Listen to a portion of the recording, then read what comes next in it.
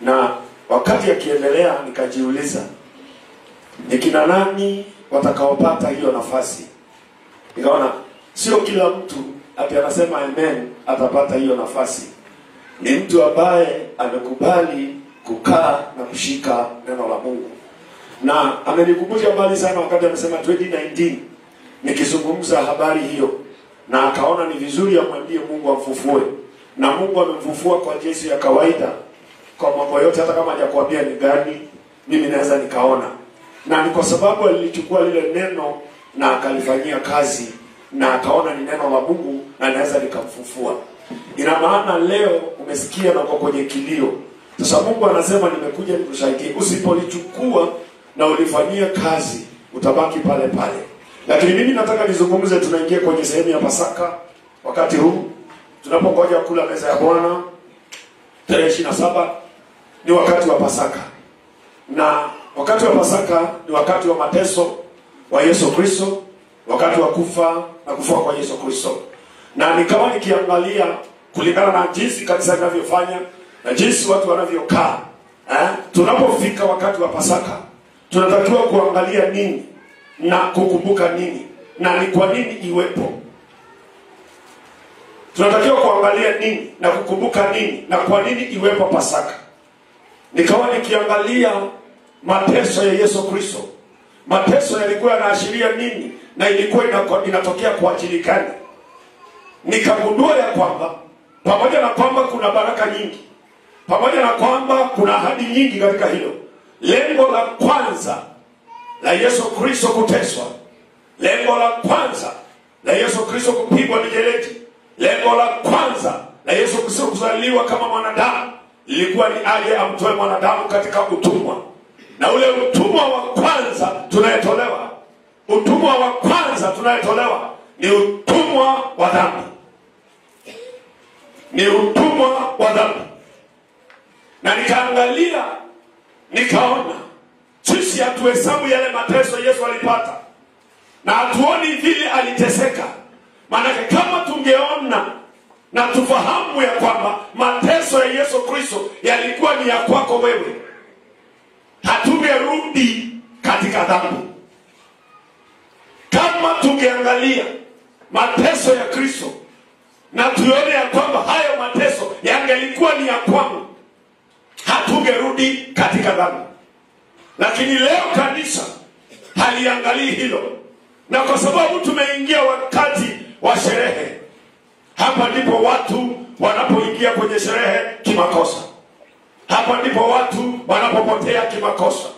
Kuna watu wameandaa Pasaka hii, watakwenda mbali kufanya mambo yao. Lakini nataka nikuandae, nikuonyeshe ya kwamba maana ya hili kuwa na Pasaka, maana ya kuteswa kwa Yesu, maana ya kupigwa kwake, maana ya kupigwa mijeledi, maana ya kutandikwa sana, maana ya kuumizwa kwake ni atutoe katika utumwa wa dhambi. Utumwa wa dhambi. Kwa hiyo kama tutaipokea sadaka kama msamaha wa dhambi, tupokee Pasaka kama utakaso wetu, tutakuwa watu walio bora kuliko wengine wote. Maana hiyo ndio kusudi la Mungu. Maana hizo zingine zote ni chakula cha mwana wa Mungu. Lakini kusudi la Mungu la kumleta Yesu duniani ni kwamba atukomboe, atuokoe na nini? Na dhambi. Haleluya. Bwana Yesu asifiwe. Na nikawa nikiangalia leo, niongee tu mateso kidogo. Niangalie mateso ya Yesu, uone huko tunakoelekea msalabani. Uangalie uone vile aliteswa ili uache dhambi. Maana ukisoma katika kitabu cha Mathayo, hapo siku nataka tusome, lakini ngoja tusome kwa kukariri. Sura ile ya kwanza kitabu cha Mathayo mtakatifu na mstari wa 18 inazungumzia habari ya kuzaliwa kwake Yesu. Kulikuwa hivi. Maria bikira akapokea mimba kwa uwezo wa Roho Mtakatifu. Na Yusufu hapo anajua habari hii. Ukiteremka ukifika mstari nafikiri wa 22 ama 24 anasema ya kwamba nawe utamzaa mwana. Niusikilize vizuri. Nawe utamzaa mwana, jina lake utamuita Yesu, maana yeye ndiye atakaokoa watu wake na dhambi zao. Sasa ukiangalia kuzaliwa kwa Yesu, unaona anakuja kutuokoa na dhambi zetu. na akazaliwa. Lakini tunakuja leo kuona mateso na kifo cha Yesu Kristo. Haya yote yanaashiria dhambi tulizozifanya sisi. Tungetakiwa tuteswe kama yeye. Na ndio nimeshangaa watu wameokoka, watu wako kanisani, lakini bado wanatenda dhambi, bado wanafanya dhambi. Hatujaangalia tukaona mateso haya yaliyompata Kristo Yesu. Haleluya. Kwa hiyo utaniruhusu tulisome maneno machache ni kuonyesha kidogo mateso ya Kristo. Na mateso haya ni kwa nini alipitia. Hakupitia mateso tuendelee na dhambi, alipitia mateso iwe kikomo ya nini? Ya dhambi. Iwe kikomo ya dhambi. Na hapo ndipo tukikoma kutenda dhambi, tutaona Mungu akitupigania, tutaona Mungu akitufuta machozi, tutaona Mungu akiwa kinyume na maadui zetu, tutaona Mungu akibariki maisha yetu. Lakini hatuwezi sema tumeokoka na bado tunatenda dhambi katika nyumba ya Mungu na tuseme ya kwamba tunaenda. Hakuna mahali tunaenda. Kwa hiyo kifo cha Yesu ama mateso ya Yesu Kristo katika kitabu cha Yohana Mtakatifu sura ile ya 19. Mateso ya Yesu Kristo katika kitabu cha Yohana sura ya 19. Mimi nataka nisome kuanzia mstari wa kwanza. Tusome mistari michache tu pale. Uangalie hii mateso. Uangalie ni kwa nini Yesu alifanywa hivi. Uangalie ni kwa nini ilikuwa hivi. Tuache kuwa kanisani tu. Angalia hii vita. Angalia hii shida iliyopata Kristo. Uone ni kwa sababu yako. Yani on behalf of your sin. Akachukua dhambi kwa ajili yako. Akapigwa kwa ajili ya dhambi kwa ajili yako, ili wewe uwe huru. Kwa hiyo ukipokea Yesu, unatakiwa kuishi maisha ambayo ni maisha mazuri. Ikifika wakati wa Pasaka, ikifika wakati watu wanafanya mabaya wakati wa Pasaka, sisi kazi yetu si kufanya kama wao. Sisi ni kukaa katika utakatifu wa Mungu. Haleluya. Manake sasa watu wameandaa mambo makubwa. Mambo makubwa kabisa miandaliwa. Lakini ukipima na duniani ya rohoni, hakuna jambo jema wameandaa. Wameandaa mambo mabaya. Maana sherehe hii badala ya watu kuacha dhambi, iligeuzwa ikawa ni watu kufanya dhambi. Ni kama Krismasi inapangwa mwaka mzima. Hebu tuangalie mateso ya Yesu Kristo kidogo. Hebu tusome mstari wa nafikiri umeelewa mateso ya Yesu Kristo ni kwa sababu yako.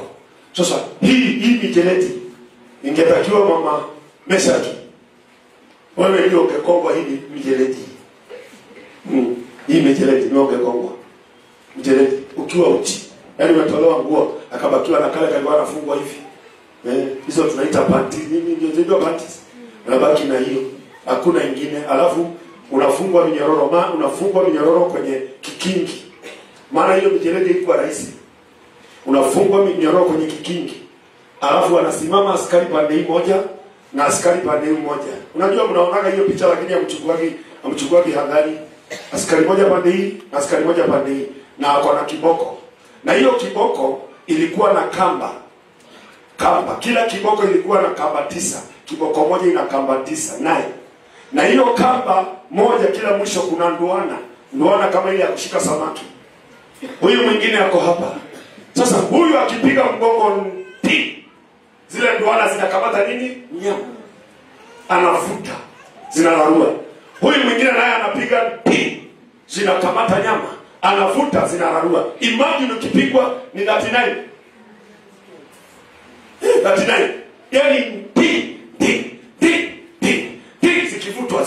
zikivutwa. Yaani mwili wake ulikuwa umeraruka. Na hata kabla hajapigwa hiyo mijeledi alikuwa ameteswa sana na wajamaa. Sasa mimi nilikuwa nataka leo nikuonyeshe mateso ya Yesu. Na mateso haya Yesu amepitia ili kuwa kwenye dhambi kwa njia yoyote ile. Maandiko inasema katika kitabu cha Waebrania, tunamsulubisha Yesu msalabani mara ya pili. Tunampiga mijeledi mara ya pili. Kwa hiyo ni vizuri wewe na mimi tuangalie hii. Tuone. Angalia hiyo mstari ya kwanza. Yohana 19 mstari wa kwanza. Basi ndipo Pilato alipomtoa Yesu, akampiga mijeledi. Unaona? Akampiga nini? Hii kikamba inasema hivyo. Na hindi Pilato amuoza Yesu na amuboa. Unaona kama ni yeye alikuwa anamuboa, sio yeye. ni mikono ya watu wake. Kiingereza inasemaje Philip? So then Pilate took Jesus and scourged him. Scourged him. Hiyo sasa hiyo Kiingereza imekuwa ngumu sana. Scourged ni kusemaje sasa?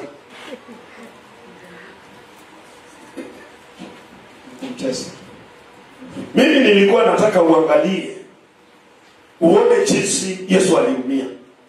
Inachofanya kama ningekuwa na uwezo wa kutengeneza filamu kidogo, ningetengeneza filamu kidogo na nikuje naye nikizungumza tunaweka.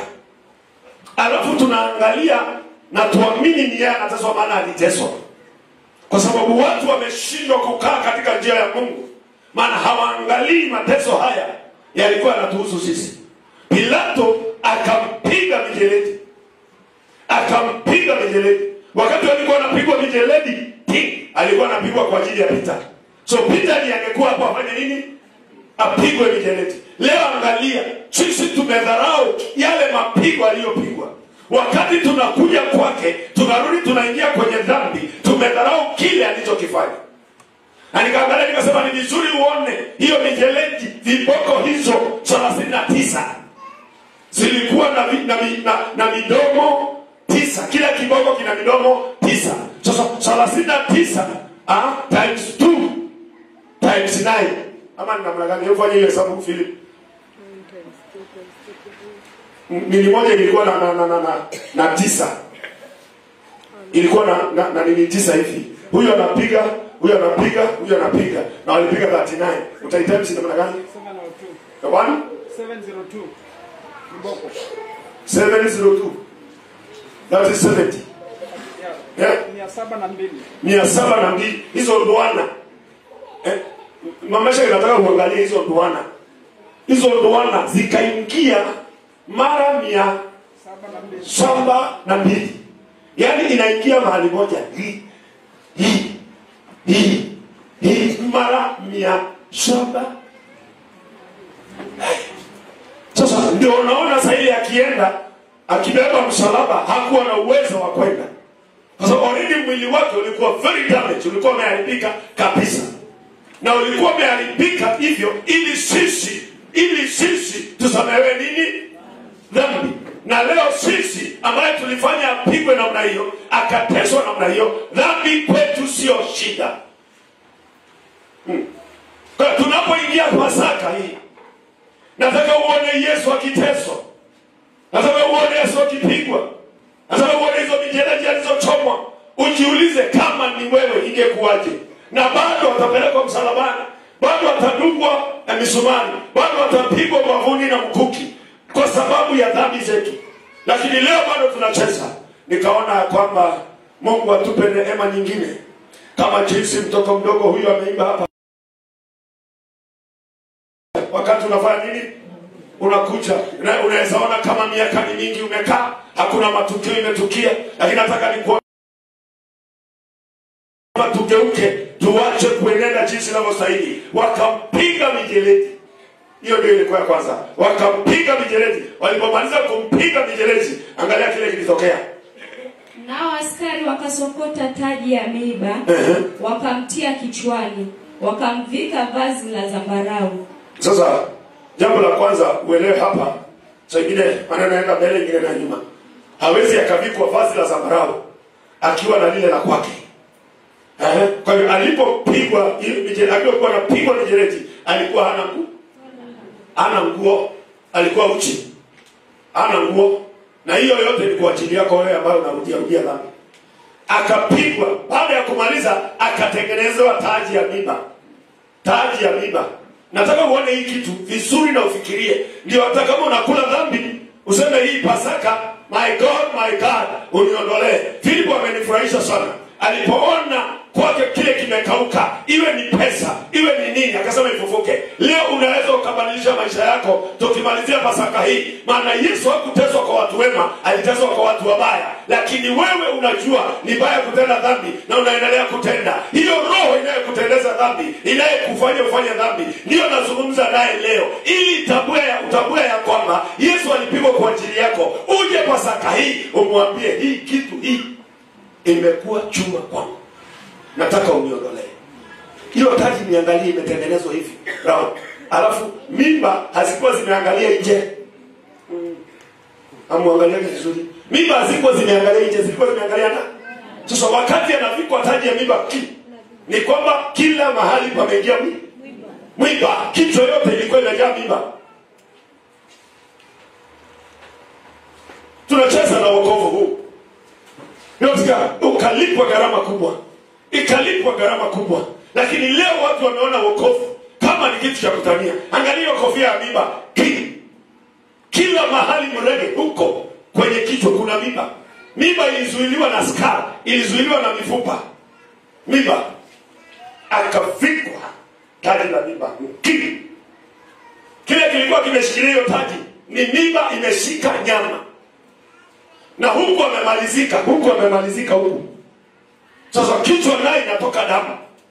Akikomboa mwanadamu, akikukomboa wewe, akikupigania wewe ili uwe huru. Leo unakaa kanisani, leo unafanya huduma, leo unafanya hiki, lakini ukitoka nje unakaa kama watu wa mataifa. Sikiliza nikwambie, utakuwa na mapigo makubwa kuliko wale ambao hawakujua Mungu.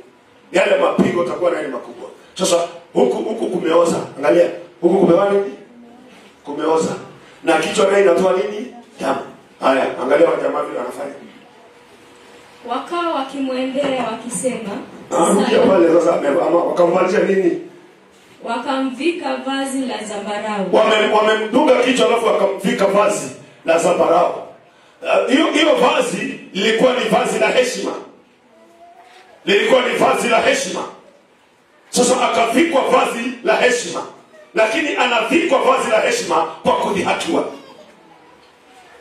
Anavikwa vazi la heshima kwa kudhihakiwa. Sasa walipomvika ile vazi la zambarau, taji kichwani, damu zinatoka, gongoni damu zinatoka, alafu sasa wanakuja wanafanya nini? Msomaji wangu amekwama. Wakamvika vazi la zambarau. Wakawa wakimwendea wakisema, salamu mfalme wa Wayahudi. Angalia sasa, usiende sana, unafika hapa kwa komo na hasa ndio huyu Yesu hapa. Migongo inatoa damu, kichwa kinatoa damu, akavikwa vazi la heshima la zambarau, alafu wanakuja wanapiga magoti mbele yake.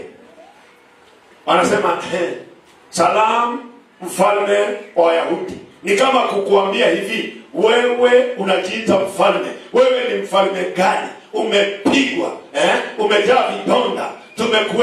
Tumekuweka taji kichwani la mimba, unatoa damu. Unaambia salamu mfalme wa Wayahudi. Ni kumwambia wewe ni mfalme gani? Uko na mimba kichwani, damu zinakutoka. Unaona hiyo dhihaka? Wakawa wakimdhihaki kwa sababu ya nani? Sio kama unaona kitu hapo. Naomba tuendelee, maana Yohana mwaka mwingine tutakuwa tukiongea kitu tunaweka na picha inapita. Watu wanaona. Wakati tulikuwa watu wameokoka vizuri, Philip, sio kama unaweza kumbuka miaka hizo, lakini unajua ilikuwa kwa dini.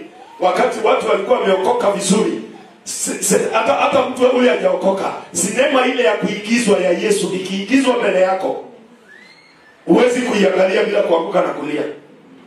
Na leo watu wameokoka, wamekuwa kisirani kuliko wale hawajaokoka. Salamu mfalme wa Wayahudi. Sasa hiyo damu zinatoka zinapita kwenye macho kila mahali. Alafu wanamkuja wanamwambia salamu mfalme wa Wayahudi. Sasa hii yote itendeka kwa ajili yako ndio utoke katika dhambi. Lakini dhambi kwako unaona ni kawaida. Nataka nikutangazie Pasaka hii. Hii Pasaka hii unaweza ukabadilika. Kama umeshindwa kubadilika, unaweza ukabadilika, my friend. Kwa sababu Mungu anakuja kwa wakati wake. Na akikuja atakuja akubadilisha kulingana na jinsi umeamua. Ni kweli Biblia inasema hakuna mtu mtakatifu duniani. Lakini Biblia inasema iweni watakatifu kama yeye alivyo. Na Suleiman anaandika asema ya kwamba hakuna mtu asiyeweza kutenda dhambi duniani. Na katika Biblia pia kuna dhambi za kugafirika na kuna dhambi za makusudi. Kwa hiyo unaweza ukagabilika ukaingia kwenye dhambi na ukatenda dhambi ya makusudi. Sasa mimi leo nazungumzia dhambi in general. ya kwamba Yesu alikufa atutoe kwenye dhambi. Wewe ndio utajua uko na gani. Alafu sasa wakati huu ni wakati wa kwenda kumuita Mungu atusaidie. Walipomaliza kumwambia mfalme wa Wayahudi wakafanya nini? Wakampiga makofi. Wakampiga makofi. Mfalme wa Wayahudi amevaa vazi la zambarau. Mfalme wa Wayahudi, mfalme wa Wayahudi. Alafu twa na si watu wawili, si watu wanne, ni kikosi. Ngoja nikuonyeshe ndio utaelewa vizuri. Hebu enda katika kitabu cha Marko sura ya 15. Ndio utaona kikosi. Sura ya 15. Angalia mstari wa 16. Marko 15. Naongea na watu waliokoka. Marko 15:16. Sasa pale unajua akampiga makofi, lakini hapa inaelezea kikosi kizima. Na ukisikia kikosi kizima kikosi kizima kina askari wangapi na kila mmoja anataka kuweka kofi. Yaani unapigwa makofi. Mpaka yaani unakuwa kama kila mmoja atapitisha moja hivi na wako watu 200 na kofi. Wao wanataka kuniambia hiyo mwili ilikuwa imekaaje? Kichwa kinatoa damu, mgongo unatoa damu, alafu sasa kikosi kizima. Hebu tusome kidogo uone. Nao askari wakamchukua ndani ya behewa, ndiyo praetorio, yaani nyumba ya uliwali. Wakakusanya pamoja kikosi kizima. Wakakusanya pamoja kikosi kizima. Soma tu. Wakamvika vazi la rangi ya zambarau, wakasokota taji ya miiba, wakamtia kichwani. Wakaanza kumsalimu, salamu mfalme wa Wayahudi. Wakampiga mwanzi wa kichwa, wakamtemea mate, wakapiga magoti, wakamsujudia. Hebu angalia mateso my friend, na sisi tunatania tu wokovu. Walikuwa na mwanzi. Nafikiri mnaelewa mwanzi ni nini. Na huo mwanzi ni kama walikuwa wanaonyesha kama ni kitu cha dhamana kinatakiwa kushikwa mikononi. Kwanza wakampatia ashike huo mwanzi. Walipompatia ashike mwanzi, baadaye wakamnyang'anya, wakampiga mwanzi wa kichwa. Sasa ujui kama alipigwa mara ngapi, lakini andikwa akapigwa mwanzi wa kichwa. Anapigwa mwanzi wa kichwa. Na sasa anapigwa mwanzi wa kichwa, nini kiko kichwani? Akigongwa miiba inakatika na nyingine anadunga zaidi.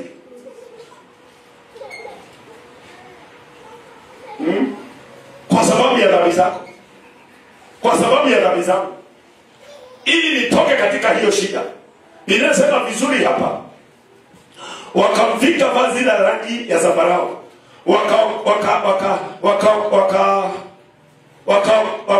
Ninasema nini? Wakasokota taji la miiba. Wakamtia kichwani. Wakaanza kumsalimu. Salamu mfalme wa Wayahudi. Wakampiga mwanzi wa nini? Kichwa. Wa kichwa. Wakamtemea mate. Wakapiga magoti, wakamsujudu. Na hiyo vita yote yamepigwa. Leo watu wanaona wokovu ulikuja hivi. Nataka umwangalie Yesu akizaliwa kwa sababu ya dhambi zetu. Akitimiliza kutufutia dhambi, anatimiliza kwenye msalaba. Akiwa pale msalabani anasema imekwisha. Wakati anasema imekwisha, naye akafa. Huku kunatoa maji na huku kunatoa damu. Maana alipigwa mkuki wa hapa ubavuni. Sasa kichwani kumejaa shida. Maana hata kama lile taji lilitolewa, miiba zilibaki kichwani. Huku kulikuwa kumejaa alama. Kila mahali ni alama. Huyu Yesu mateso haya yote aliyeteswa, lengo lake lilikuwa ni nini? Lengo lake lilikuwa ni sisi tutoke kwenye dhambi. Na basi wakati tunafanya dhambi, hatuelewi kile tunachokisema ama hatujui tunachokiamini. Na ndio naomba tukienda katika Pasaka hii, tunakumbuka nini? Tunakumbuka mateso na kifo cha Bwana wetu Yesu Kristo. Tunapokumbuka mateso na kifo cha Bwana wetu Yesu Kristo, Tunaona nini? Tunaona kupigwa kwake, kuteswa kwake kwa ajili ya dhambi zetu. Yule mtu atakayefanya inavyopasa ni yule mtu atakayekaa katika utakatifu wa Mungu. Maana hakuna mtu ajui dhambi hapa. Hakuna mtu ajui dhambi hapa. Kile kinafanyika, tunarudi kwenye dhambi, kwenye tabia za asili. Sasa leo nikaona uangalie, nikuambie tu uone. Uone tu kwa macho yako vile Yesu alifanywa, alafu ujiulize, je, nitaendelea na vile nilivyo ama nitakaa vizuri? Maana nimenunuliwa kwa bei ya gharama kubwa. Unajua tunakuja tu kuona kifo cha Yesu, lakini hatuoni mahali amepitia. Kuna ile wimbo Moraga alituimbia siku moja, ile gharama inaibwaje, alilipa gharama kubwa. Alilipa gharama ya sijui kubwa msalabani. Sasa sisi tunaona tu pale nini? Tunaona akikufa, lakini from the beginning, wakati akiwa katika shamba la Getsemani, akiambia wanafunzi wake, ombeni msiingie kwenye majaribu. Tulikuwa hapa Jumatano, Mungu alikuwa akasema, na wakati Yesu alikuwa akiomba, akatoa matone ya jasho kama damu. Mpaka akiomba, yani ameomba, anaomba matone ya damu inatoka badala ya nini? Yani ile mateso ilikuwa mbele yake, kwa mbele, kwa ajili yako, kwa ajili ya dhambi. Lakini wewe kwenda kufanya dhambi kwako ni kama kunywa chai asubuhi na unasema Bwana asifiwe.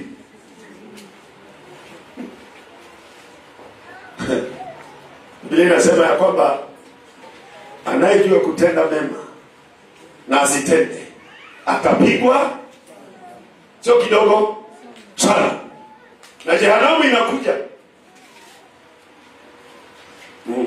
Ukifa kwenye dhambi hakuna njia nyingine ni jehanamu. Mimi nikawa nikiangalia mateso haya yote, nikajumulisha, nikasema Mungu nisaidie ili nikae katika njia zako, nisimame kwenye biashara yako, usimame kwenye kweli ya Mungu.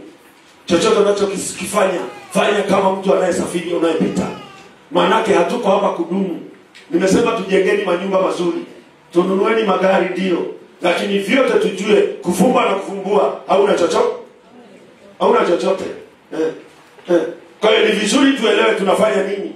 Hata wale waliotutangulia, unajua jana nilikuwa nimepata nafasi nikapumzika kidogo. Na nilipokuwa kwenye mapumziko, nikaenda Loitoktok, katika ulimwengu wa mwili wa roho, kaenda Loitoktok.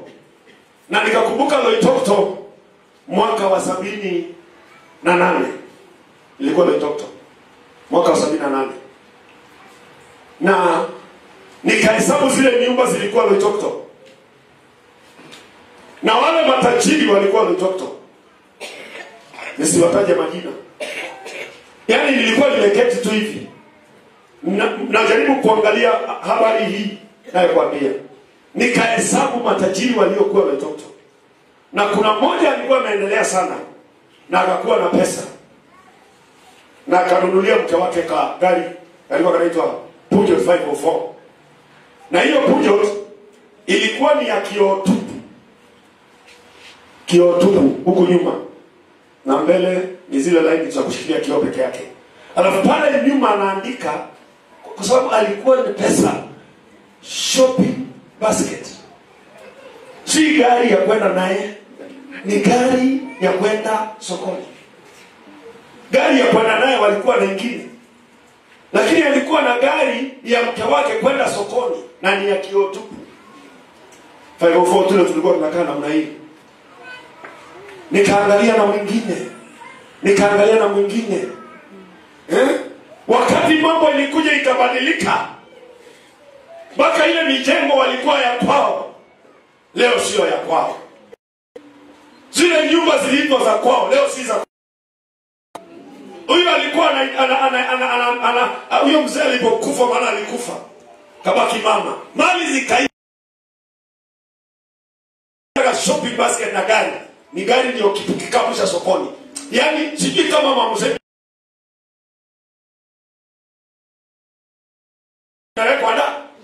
hana kikapu cha kushika, hiyo ndio kikapu.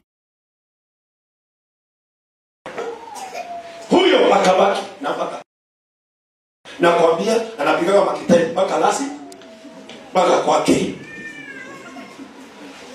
Hii dunia ni mbaya. Na ndio nalikwambia mtu wa Mungu, wewe ambao uko katika nyumba hii, wacheni kutesa Yesu mara nyingine.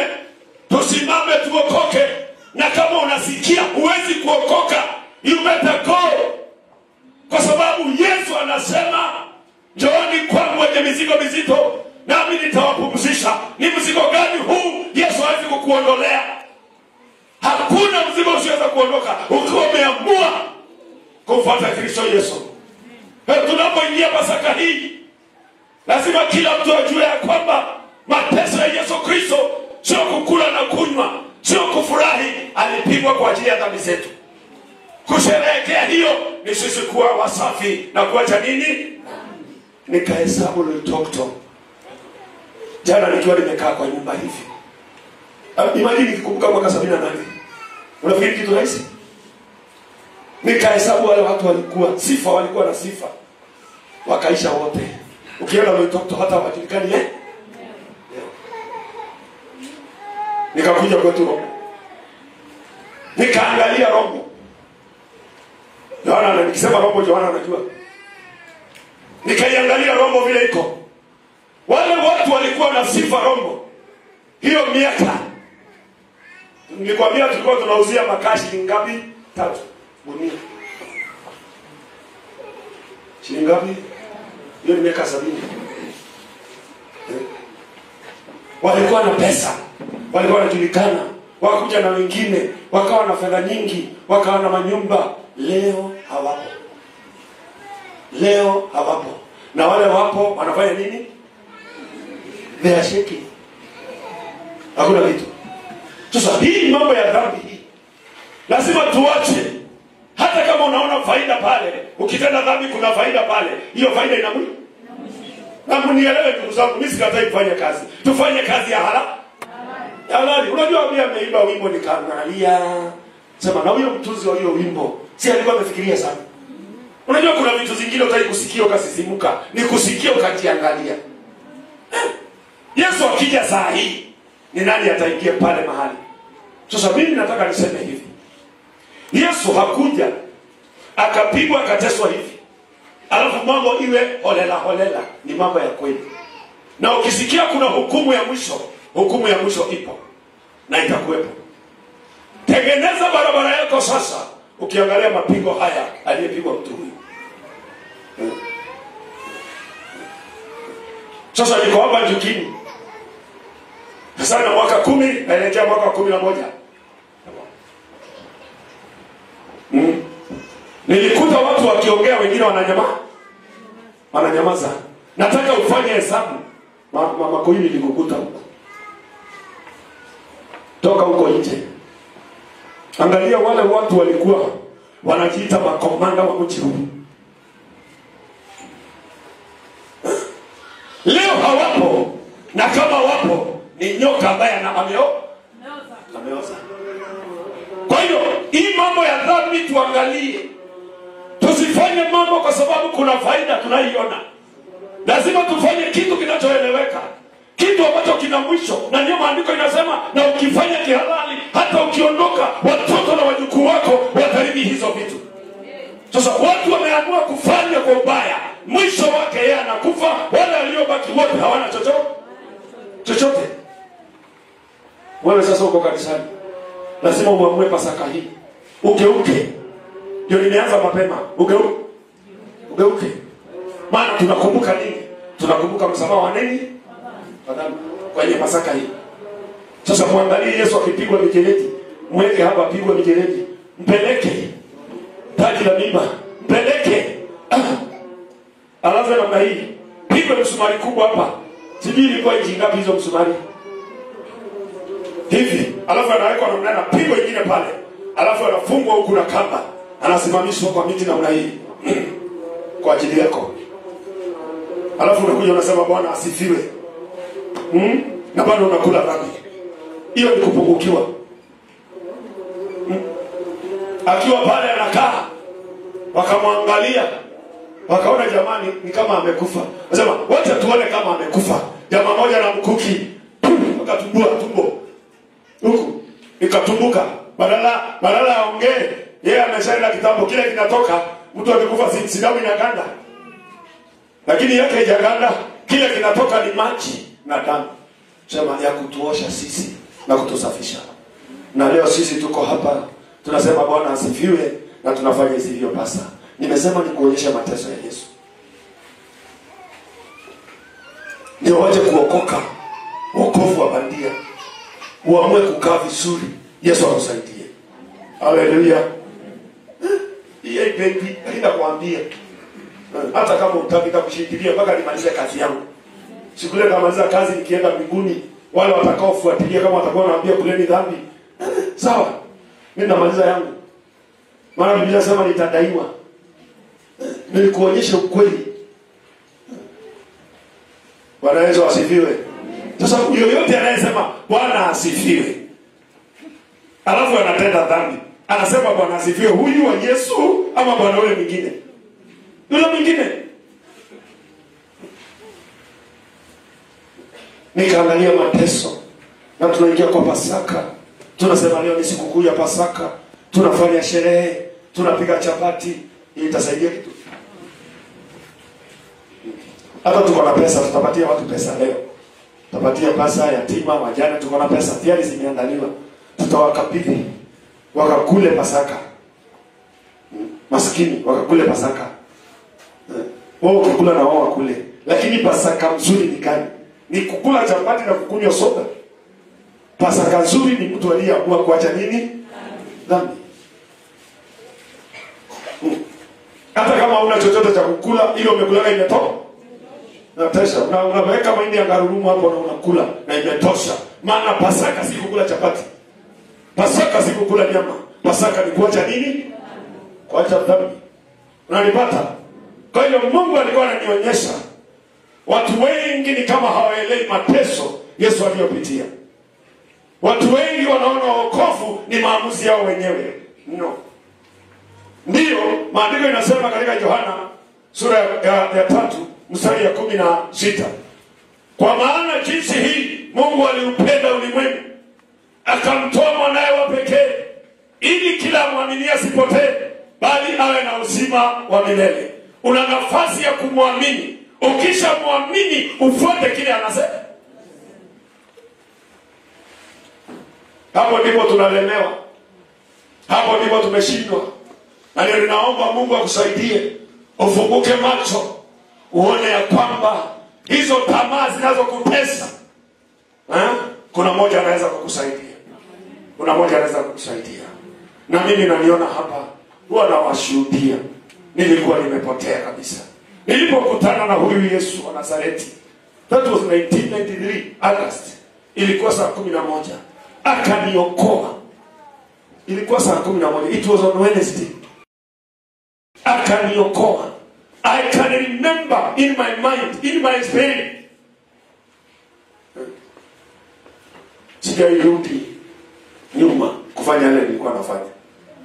Na sijatamani tena katika maisha yangu. Inawezekana usiniamini, but moyoni mwangu najiamini kile nasema.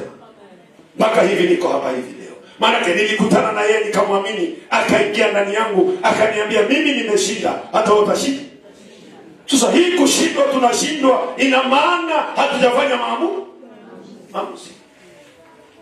Na ni vizuri kila mmoja ili usipoteze nafasi yako, ufanye maamuzi ya kuokoka. Maana Pasaka ni msamaha wa dhambi. Tunaelewana? Unaona hiyo viboko? Unaona hiyo taji ya mimba? Unaona hiyo msalaba? Unaona hiyo mkuki tu kwenye tumbo? Yote ilipigwa kwa ajili ya uache nini? Sasa kama umeokoka, umekuja hapo unasema Bwana asifiwe, nimekupeleka darasa, nimekubatiza, alafu unakula dhambi. Ni kama unamwambia Yesu, whatever you have done in that cross, wewe ni bure sana wewe. Hakuna kitu ulifanya hapo. Hivyo ndivyo unavyomwambia. Hivyo ndivyo unavyomwambia. Yeye kile alifanya msalabani. Hakuna kitu. Maana nimekufundisha ukweli, umejua. Nimekufundisha neno la Mungu, umejua. Yule mgeni amekuja juzi, sawa. Lakini mtu ambaye tuko naye nimebatiza, nimemwombea roho, nimefanya hivi, anarudi kwa dhambi. Huyo mtu anamwambia Yesu, hiyo kazi ulifanya hapo ni kazi ya bure. Kuna kitu ulifanya.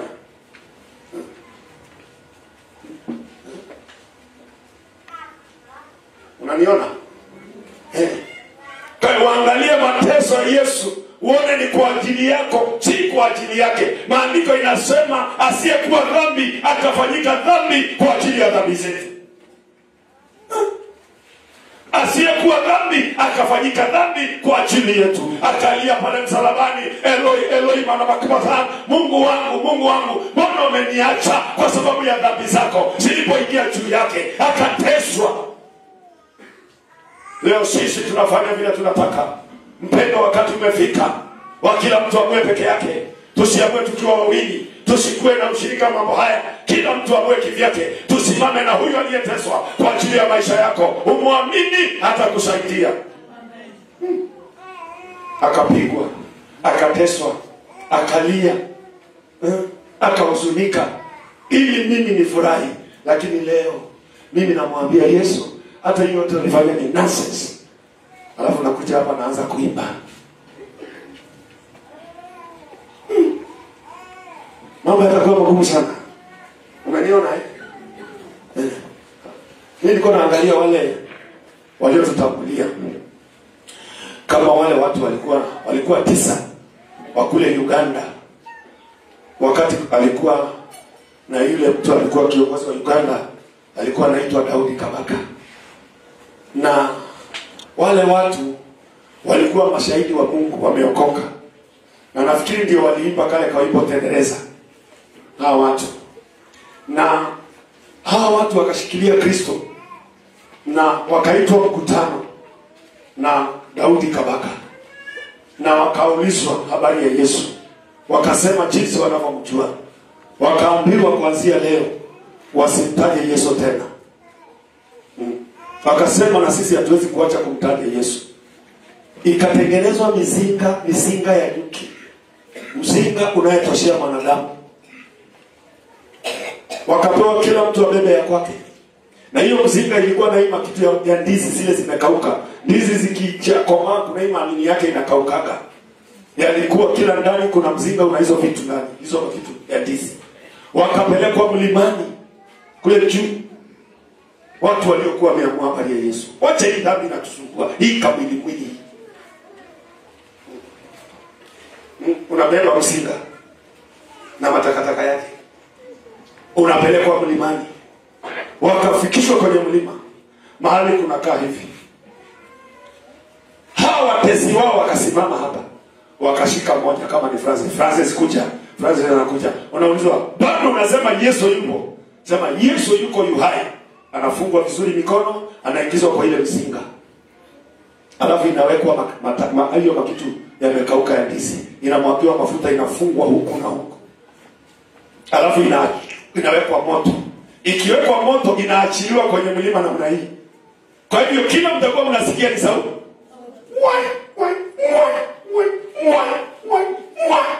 Na hakani Yesu anaishia. Ameshakwisha. Namba 2, unaona semaje? Yesu siwezi kumwacha. Ingiza ndani ya mzigo. Ukiangalia hao watu, ulinganisha na ile imani tuko nayo leo. Imani ya chapati na maziwa. Imani ya kukula chakula peke yake. Nikasema Mungu tu aturehemu. Wote wakafa, wakaitwa mashahidi wa Yehova. Wanakufa wote mpaka wa mwisho. Hakuna mtu alikana Yesu. Leo tunamkana kwa ajili ya dhambi. I love you. You are so good. Na uko na Yesu. Nasema I love you so. Unaenda. Na hapa kuna watu walikufa wakiwa ndani ya mzinga. Je, neno hili. Walijua karama ambayo Yesu alilipa. Hiyo karama waliona. Wanasema we cannot spoil it. Wacha na sisi tuungane na yeye. Maana baada ya kufa ni maisha wote. Leo sisi tuko hapa Kile kunatutesa ni miili. Kuangalia miili ya watu. Kuangalia fedha. Watu wanamwacha Mungu kwa sababu ya pesa. Lakini kuna watu walikufa kwa sababu walijua dhamana ambayo Yesu amelipa msalabani. Leo sisi hatuelewi dhamana hii. Ndio sababu tunacheza. Hata kuja ibadani tunawapembelezea masaa nje ibada. Kama mtu utaelewa, huyu Mungu amekutoa mahali, hutasukumwa kwenda ibada. Hautaenda ibada ukiwa umechelewa. Maana unaelewa gharama iliyolipwa na huyo Yesu. Jiangalie wewe. Yesu huyu ana dhamana kwako kweli? Ana dhamana kwako kweli? Kwa tunaingia Pasaka hii. Naomba nikupatie taarifa mapema. Ya kwamba uanze kuona Yesu gharama aliyolipa. Na ukiona gharama Yesu aliyolipa, kama unajua umepoteza lengo, rudi kwa Yesu. Kwa nimeongea na watu wengine walianguka. Tukaongea na wao. Nikawauliza, sasa hata kama nikiwatenga leo, nitawafunguaje? Maana kitu hiki hakiwezi kutengenezeka hivi. Kwa hiyo mimi nawaachieni Mungu. Mwende mtafute Mungu, mkae na Mungu. Kanisa litawasema, kanisa litaongea, lakini moyo wako umwangalie nani? Mpaka ukue kwenye malengo yaliyo sahihi. Nikasema mimi kama sina ufunguo wa mbinguni, na kulingana na jinsi ninaelewa kumtenga mtu na kumrudisha mtu, hii siwezi kutenga. Maana hata nikitenga haiwezi ikarudi. Sasa nifanyeje? Niwaambie watoke kanisa hii? Ambia hapana. Ngano na magugu zikae pamoja, itakapotengenezeka nitajua. Sasa hii ndio kitu nazungumza hapa. Watu wanafanya vitu vya ajabu ajabu, lakini bado wanasema Yesu alikuwa. Lazima turudi kwa msalaba. Na tukirudi kwa msalaba mwambie Yesu, angalia Mungu wangu, hii kitu ni ngumu kwangu. Hii kitu imenishinda. Hii kitu inanitesa. Naomba uniondolee. Utaona mambo yakibadilika. Kinyume na hii, tutaimba hapa, tutaruka hapa, mwisho tutakuwa hesabu ya jehanamu. Na sioni kama ina faida nikiwa na watu wengi hivi, alafu kesho hakuna mtu anaingia mbinguni. Nitakuwa nimefanya kazi ya kumsaidia shetani kazi. Hiyo nimekataa. Sitamsaidia kazi. Kwa hiyo utaenda ukijua unaenda wewe mwenyewe, sio mimi, ni wewe. Maana kama nikukufundisha ninakufundisha, kama nikusema ninasema, lakini kila kitu unaiona ni kawaida. Kuna mtu alilia, kuna mtu aliteswa, kuna mtu alipigwa, kuna mtu akupumzika, mpaka anaomba hivi matone ya damu yanadondoka kwa ajili yako. Akatoa gharama zote, alafu wewe huru kuanzia na dhambi na uponyaji. Hebu angalia vile Isaya anasema kidogo. Kabla Yesu hajafikia hapo, angalia vile Isaya anasema katika Isaya sura ya 53. Tayari nisome mstari moja uone vile anasema.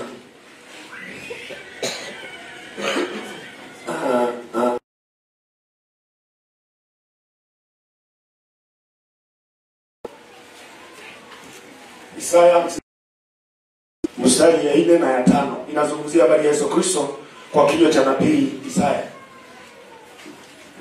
Inasema, hakika ameyachukua masikitiko yetu, amejitwika huzuni zetu, lakini tulimdhania ya kuwa amepigwa na Mungu na kuteswa. Sasa ukiangalia Isaya kile alikuwa anaona jinsi Yesu atakuja kufanyiwa, lakini wale watu walikuwa wanakufa kwa ajili yao. Wao walikuwa wanatoa mbuzi na kondoo na whatever kwa ajili ya dhambi zao.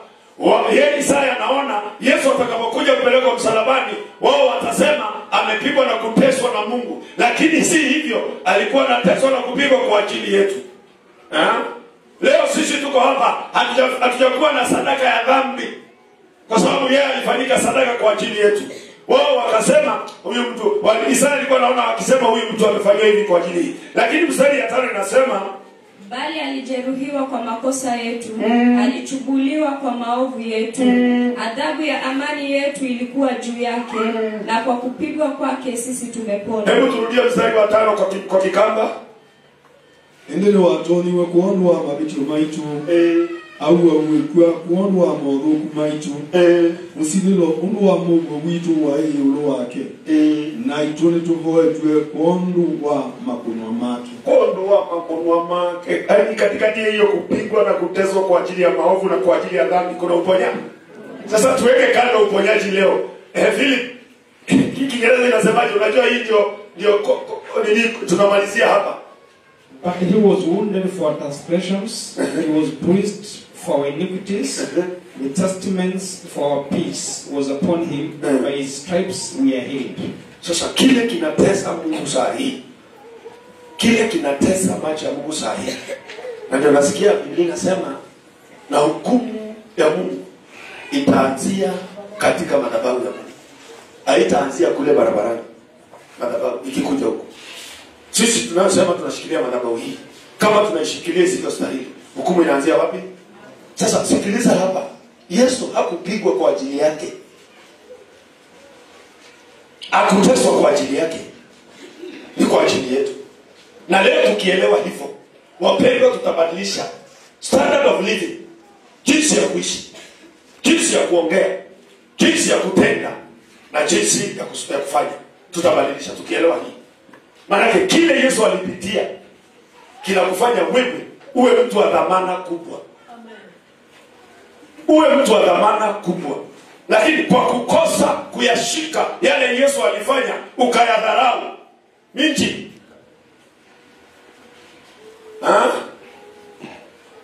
Utaniona hapo sasa hivi. Kile Yesu alifanya kwa kudharau. Tunafanya kinyume cha neno lake tukijua ukweli. Ni kama kumwambia mtu usinisaidie sana wewe, bafu sana. Ndivyo tunafanya hivyo. Na ndio unaona wokovu wetu umekosa matunda.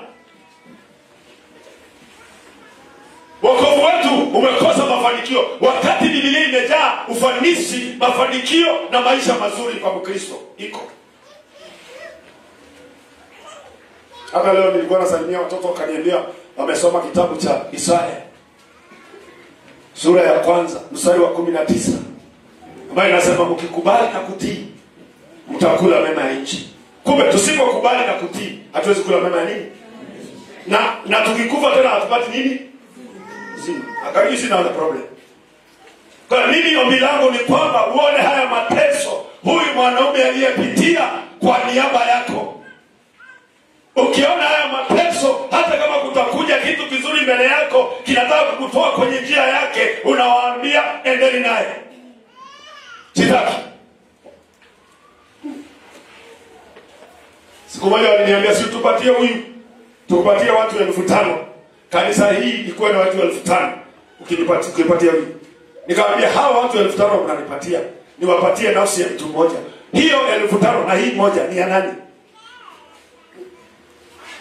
Kaniambia sikubali wewe na watu wengi. Nikamwambia wewe heli nilikuwa na 3 kuliko kuwa na wengi. Kwa hivyo pele nikachileni mtu wangu apone. Siku nyingine wakaniambia nikikopa msichana mwingine kwa hapa tutakupatia 400 bilioni. Hii mambo ya shida ya pesa siondoke. Nikamwambia nyinyi ni wajinga kuliko watu wote. 400 bilioni ni za kweli. Hizo zote ni za Mungu wetu. Juzi ulisikia wakisema hapa tulitoa ng'ombe 7 kwa ajili ya mwanaume. Nikawaambia hata hiyo ng'ombe mlitoa 7 si ya kwenu, ni ya Mungu. Maana ninyi hamna kitu mlitengeneza. Sasa ukiangalia mambo ya shetani, uweke jumla pamoja, utaona hakuna chochote. Na wewe ni wa dhamana sana. Kwa nini? Kwa sababu ya maisha ya milele. So kila mmoja wetu tujiangalie tunapoingia Pasaka. Na si Pasaka, tusikue kama ndugu zetu. Eti tunakuwa na siku takatifu na siku ambayo si takatifu. Sisi siku yote ni siku ya Sabato. Lakini kwa sababu kuna Pasaka hii na kuna watu wameingia katika dhiki na taabu, kuna watu wameharibu mambo yao. Pasaka hii tunapoingia, tukija kula meza ya Bwana, kila mmoja aandike matatizo yake aweke kwa Mungu. Lile ambalo ni ngumu katika maisha yako mwambie Mungu. Maana siku hiyo Yesu atatembelea watu yeye peke yake. Yeye peke yake atakutembelea. Hiyo ndio ile siku atuwekeaje watu mikono. Maana tunamwambia ni siku yako. Haleluya. Wakati aliingia Misri kuna mtu aliomba? Hakuna mtu aliomba. Wakati Yesu alishinda ule mwana kondoo Misri, hakuna maombi ilifanywa. Ni ile damu tu aliweka kwenye miimo. Mashaitani yote ya Misri ikalala chini. Wakakimbia akiambia tokeni mwende kule mnaenda. Ikifika hiyo siku ndivyo itakavyokuwa kwetu. Lakini kwa sasa kuna maandalizi. Maandalizi ni ya mtu mwenye. Uangalie wewe umekosana wapi na Mungu. Kama ni pesa nimeona zina mwisho, mashamba ina mwisho, hata kama uko na mashamba ngapi. Kuna mtu ananusueka na anaishi vizuri. Mwingine anaroboeka, anaishi vizuri kuliko mtu ana milioni moja. Nimeona. Mimi hata nilikuwa naangalia tu hapa mahali ni kwetu hapa Rombo. Nikaangalia watu wanaweka 30. Ingine 30 anaweka 60. Na mimi niko naweka ngapi? 6 peke yake. 6 peke yake. Na nimekubali Yesu nakaa na Yesu. Kwangu ukija ukose maziwa, pesa iko, kuku wako, natembea na gari, na jamaa naika 60. Anatembea na mara hiyo. Na vipi? Nyumba ile anakaa. Anaika 60. Kwa hiyo kuwa na shamba kubwa si sababu. Na kuwa huna shamba si sababu. Hata kama huna nyumba umejenga na utajenga, my friend, nataka nikwambie ile nyumba ya milele haiko hapa, iko kule mbinguni. Tusiku maisha huna nyumba. Wewe kula na kunywa na ufurahi kama Mungu anakupa nafasi. Na ungoje siku ya kufa. Na ukikufa, utaenda mahali pazuri. Na huyo alikuwa na mali nyingi kama yule tajiri na nani? Huyo tajiri alienda wapi? Mali yake ilimsaidia. Nasema tuokoke watu wa Mungu. Hii Pasaka tubadilike. Hata kama hujajenga nyumba nzuri, kaa hiyo upo naye. Na umwamini Mungu vizuri. Tuache dhambi. Tuangalie mateso ya Yesu. Oh, haleluya. Tumefanya kanisa kama mahali pa kuja kujificha. No!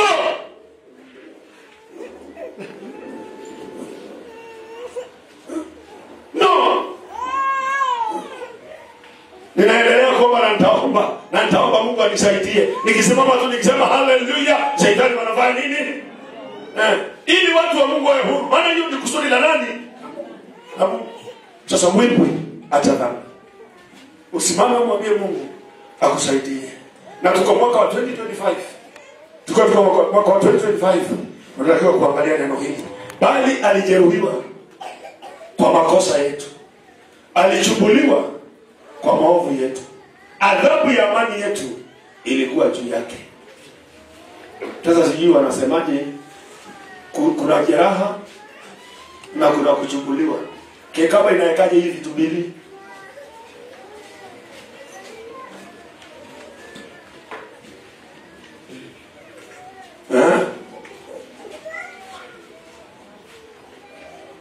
Soma tu hiyo mstari. Indi watoni wakondo wa mabitio maitu au wawikwa kondo wa mabitio maitu usililo unu wa Mungu witu wa hii uloa. Hebu ngoja. Nilikuwa nataka hii. Bali alijeruhiwa kwa makosa yetu, akachubuliwa kwa maovu yetu. Mpaka hapo. Ni watoni we kondo wa mabitio maitu. Kwa hiyo kuna kutonwa na hiyo nyingine ni au wawikwa. Sasa nataka tuangalie tafsiri ya kutona na kuiwekwa. Kwa wekwa. Kiingereza yako inasemaje bwana?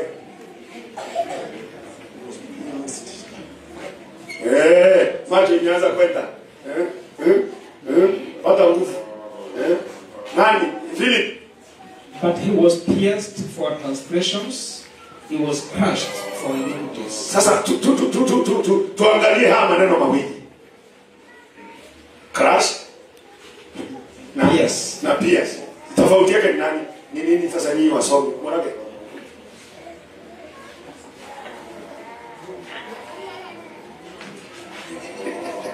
Kudunga.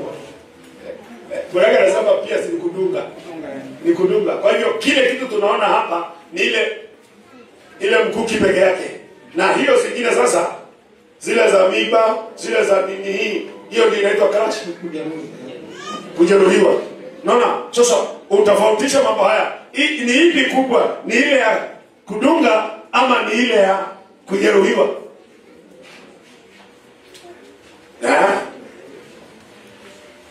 Unaona gani kubwa? Kwanza, jambo la kwanza upate ufahamu huu.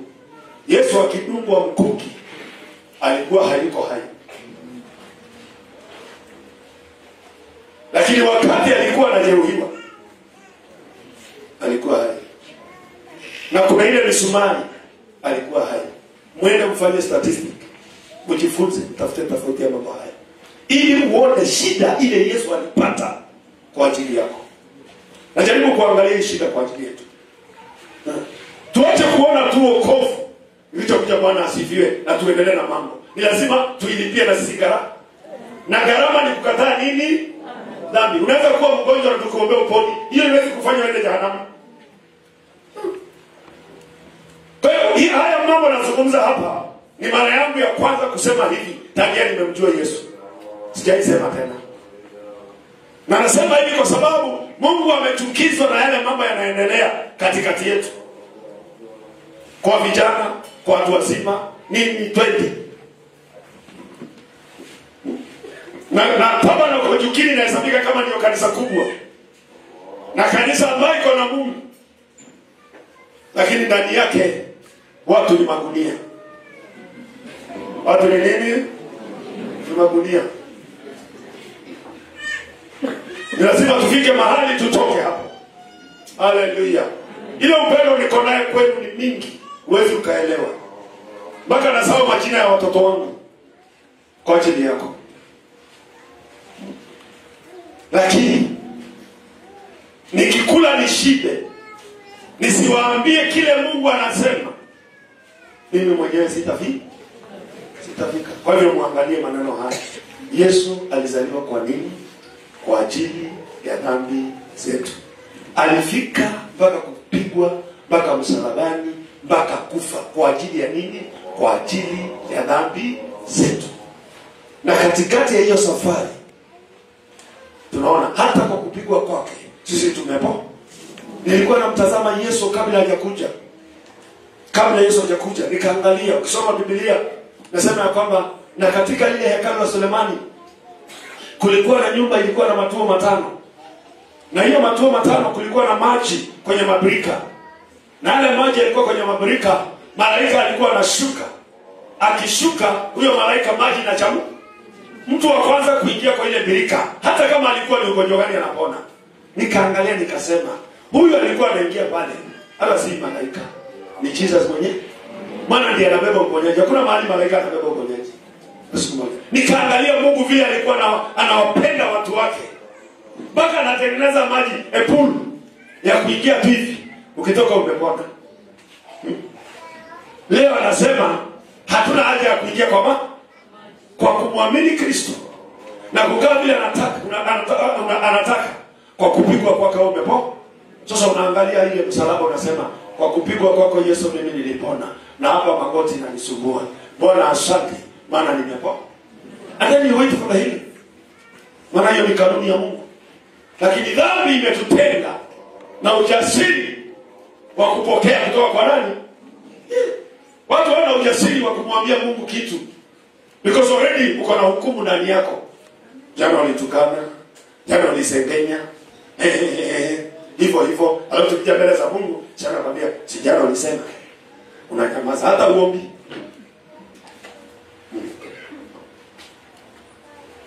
Bwana Yesu asifiwe. Biblia nasoma ama ni kuangalia picha. Na usirudi kukaa hapa tena. Unasikia? Wewe na wewe usirudi kukaa pande hii. Every time ukianza kuhubiri uko. Mnanitegeshea. Sijaona huyu tangu nimeanza kuhubiri. Na kwa simu. Hapo sasa iko na mtu. Sasa ground kisha. Bwana Yesu asifiwe. Ukiwa na watoto wengi, wengine wananyoa kichwa kipara, wengine wanatoboa suruali pande moja, wengine wanakata mkono ya shati, na wote ni wanani? Sasa mimi sina shida na mtu. Mimi nataka mtu anisikilize. Haleluya. Na nikisema nimesema, hata kama unaenda namna hii, doesn't matter. Wewe ni wanani? lakini unisikilize. Tutakuwa marafiki. Tusipokuwa marafiki, mimi siwezi kasirika, ila nitakuwa nikikwambia mahali unaelekea ni baba. Kwa hivyo leo nataka ukienda nyumbani na ukikaa tukingoja Pasaka, maana inaanza. Tunaenda Monday, Easter Monday. Good Friday. Ndio hiyo. Ukienda hivyo, ukumbuke Yesu alikufa kwa nini. Watu wakiongea huko barabarani Pasaka, leo ni Pasaka, leo ni sikukuu ya Pasaka. Wewe unakumbuka, unasema leo ni sikukuu ya kuacha dhambi. Tukielewa hivyo, tutakuwa tofauti na watu wengine. Haleluya. Bwana Yesu asifiwe. Kwa hiyo Mungu atusaidie, atupe neema nyingine tuweze kuelewa mateso ya Kristo ili tuache kumtesa tena. Ile mstari kwa Ibrania Yohana unaiona ile inayosema ya kwamba tumalizie hapo. Ngoja nione. Hiyo haiko kwenye nini yangu, lakini kwa sababu imekuja kwenye moyo naweza tukaisoma.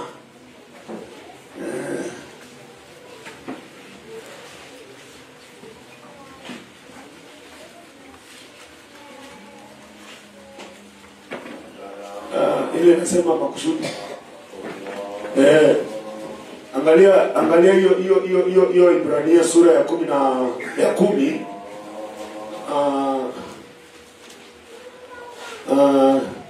kuna mistari kadhaa hapo, lakini tunaweza tukaisoma kuanzia 26, lakini inaelezea habari ya dhambi ya makusudi. Na dhambi ya makusudi inamaanisha ni kitu unajua alafu unafanya. Sasa hawa ndio wanaomsulubisha Yesu Kristo mara ya pili. Hata kama sitaona hilo andiko vizuri mahali lipo, lakini hawa hii kategori inamsulubisha Yesu Kristo mara ya pili. Naomba tusomee kuanzia 26. Waebrania 10:26. Maana kama tukifanya dhambi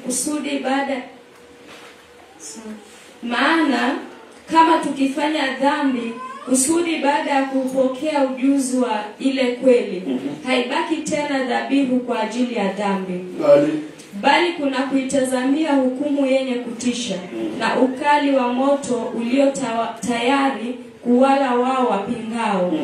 Mtu aliyeidharau sheria ya Musa hufa pasipo huruma kwa neno la mashahidi 2 au 3. Mwaonaje?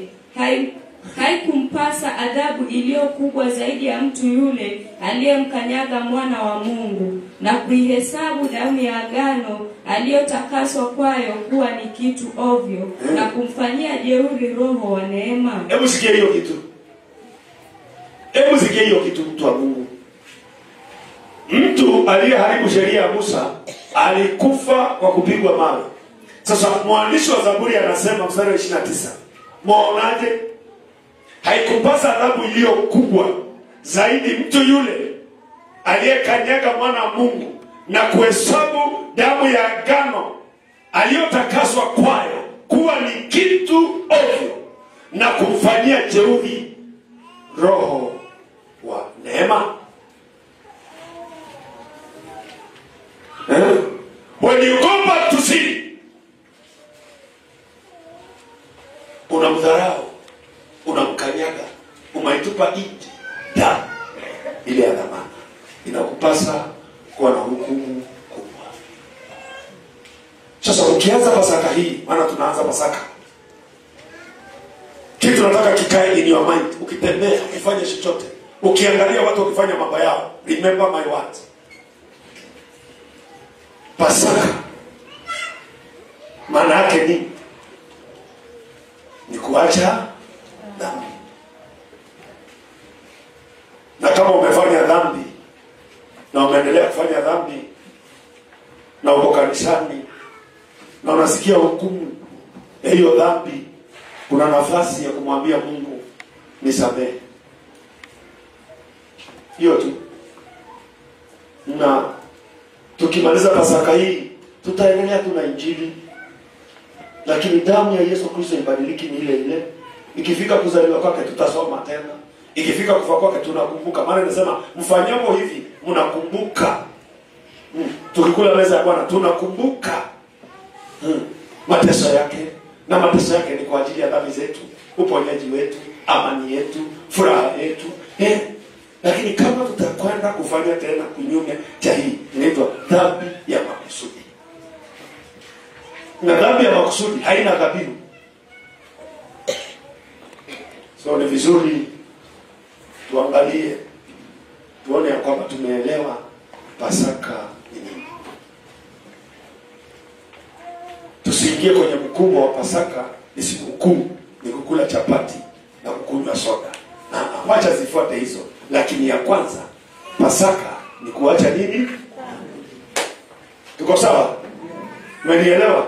Na hapo ndipo tulimalizia Jumapili iliyopita kitabu cha Yohana Mtakatifu sura ya 8 mstari wa 31, ambaye anasema, akawaambia Wayahudi waliomwamini, mkikaa katika kweli, mkikaa katika neno langu, mtaifahamu kweli, naye kweli itawaweka nini? Sasa sisi ni Wayahudi tuliomwamini. Mungu anataka tukae kwenye neno lake, na hiyo kweli ya Mungu ituweke nini? Lakini huwezi ukawekwa huru kama bado hujakaa katika neno. Maanake mtu anayefanya dhambi hajakaa kwenye hiyo. Injili ipendi. Ile ya Filipo ni nzuri, maana inatutetea. Na hii inatetewa, na hii inatetewa, na hii inatetewa. Nani huyo anayetetewa? Ni yule mtu amekubali kuandamana na Kristo. Kwa hiyo tuingie kwenye Pasaka. Nawatakia Pasaka njema, furaha, amani katika Pasaka hii. Lakini ueleza Pasaka maana yake ni kuacha dhambi. So kama ulikuwa umejichora michoro ya dhambi, ni wakati wa kuambia michoro ifanye nini? Itoke. Hiyo michoro uondoe. Maana Pasaka ni kuacha nini? Haleluya. Tusimame.